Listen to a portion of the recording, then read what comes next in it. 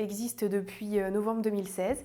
C'est un espace où il y a des ateliers. Actuellement, il y a 16 ateliers et 8 bureaux qui regroupent à peu près 43 personnes. Parfois, ils se partagent les espaces.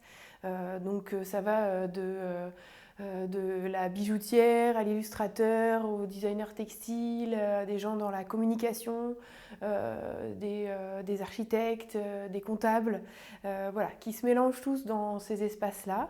On a aussi 2 salles de réunion. Et puis surtout des espaces communs en fait où il se passe plein de choses, une cuisine où on peut prendre le temps de manger et puis où il se passe plein d'animations, etc. Nous on a un rôle en fait dans l'Argonaute, de gestion bien sûr, mais aussi d'animation et de mise en lien dans le réseau. C'est pas parce qu'on est entrepreneur, qu'on est indépendant, qu'on a envie de travailler seul. À l'Argonaute, il y a plein de gens qui sont venus, par exemple, alors qu'ils avaient un très bel espace de travail avec une vue sur la mer, les arbres, les oiseaux, etc. Mais ils en avaient ras-le-bol de parler qu'à leur chat ou à regarder le train qui passe.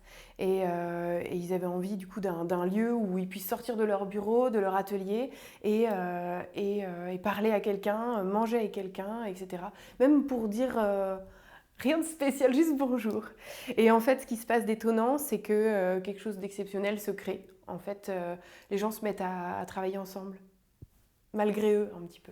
Et donc c'est un peu ça l'impact qu'un lieu comme ça peut avoir. C'est-à-dire que ça peut nous faire aussi créer des choses auxquelles on ne penserait même pas. France Active est intervenue pour l'Argonaute dans le cadre d'un cautionnement, en fait, pour un accès à un prêt bancaire. Donc ils se sont portés caution sur un grand tiers, voire la moitié plutôt de notre emprunt, qui était pour le démarrage en fait, de l'activité dans le lieu. Voilà.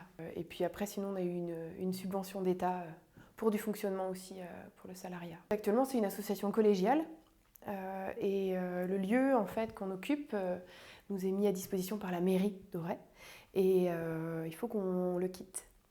Et il se trouve qu'en plus on est à l'étroit puisqu'on a énormément de listes d'attente d'artisans d'art, de personnes en bureau. On a beaucoup d'appels, donc on souhaite s'agrandir et donc on va transformer. Ce sera sûrement plus une association, mais peut-être sûrement une SCOP, une SIC. On veut continuer à rester à expérimenter la gestion collégiale.